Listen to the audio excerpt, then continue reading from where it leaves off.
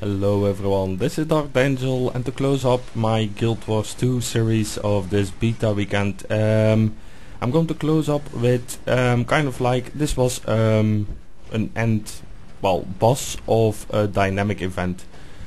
Now to talk a bit about the dynamic event, how it works. There's no more, first of all, in most MMOs you have like text-based quests. You click an NPC, you accept the quest, you kill that, you go back to the NPC, you get some gold onto the next NPC, and so on and so on and so on. Now there has been some improvements on other MMOs, like for instance I have to say Star Wars The Old Republic, a really great quest line and all that. Story was great, but it was still basically the same thing. You had to kill stuff, go back to the NPC, and so on and so on. Now in Guild Wars 2 they use a completely new system. The system is based on the fact you stumble upon quests, so to speak. You get in, you see people fighting there, oh what's going on, and all of a sudden you get a pop-up on your window, new event nearby. And then you get your quest in the right corner, and yeah, basically you're helping each other out then. With whatever you're busy at, you're just helping each other, and that's a great way of questing. There's no, it's actually, it feels you feel much more involved in these quests than in any other MMO. Now this was the end of a certain event. We had to kill stuff. Well, it's always going to be an MMO, that's right. And you always have to kill stuff and all that, but it's much more fun to do than, and the leveling, it's much more fun, and it's much more grouping. You don't even need to group up with these people, you just group up automatically. And the more people are here, that's also something else, the more people that are at a certain point, the harder the boss will get, so it will scale. Now I can't tell you exactly how this works. I don't know, is it because of a certain amount of people are attacking him and then he starts killing? I don't know. Is it when a certain amount of people are in a certain area around the boss that he starts killing? I don't know, I can't tell. All I know is that it is true. It's actually, this boss you can just do him with one alone. You can just do him with one person, two person also, and the boss will well, he will scale accordingly. Now let me just tell you this is, I believe, around, I was level 10 here, so this is what you get at level 10. He spawns mobs, he does some attacks. I will die here also, I don't know when exactly, but I will die also.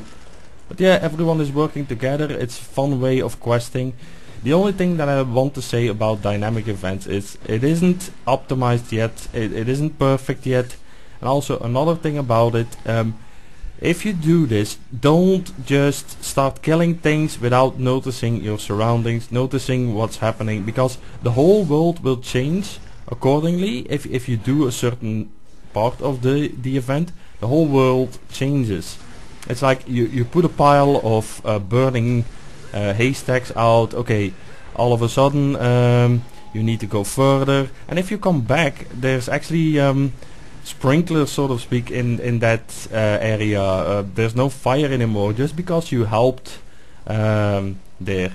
Now if you wouldn't succeed in that event, then these there would still be burning, but maybe the house is gone, so there won't be any house left. You didn't succeed. So that's all good things to have, really. The whole world is changing, how you play actually. Another thing you have is the personal story quest. Now I didn't upload anything about that because I really don't want to spoil the personal story quest. It's different for everyone. It's like in the character creation you get a certain amount of questions, and I believe your story evolves around that. But I think,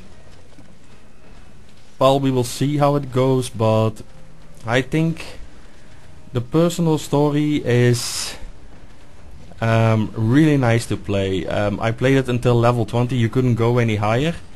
and there's a lot happening actually, and you get like a nice dialogue in the middle of the screen. But yeah, we will see how it goes. And okay, you can see this boss battle here. Again, I'm not going to explain my spells and all that. It's way too early to do that. You need to experience it yourself. But what I can tell you about Guild Wars 2 at the moment, I had one of the best gaming experiences I've ever had in a game. Now I like Terra, I like Diablo 3, but this was a level higher to me.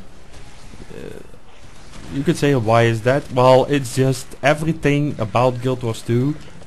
It's just really nice. It's really good to play. There's a lot of work to it. Don't get me wrong, but it's really nice to play. It's just amazing, and there's so much to explore yet.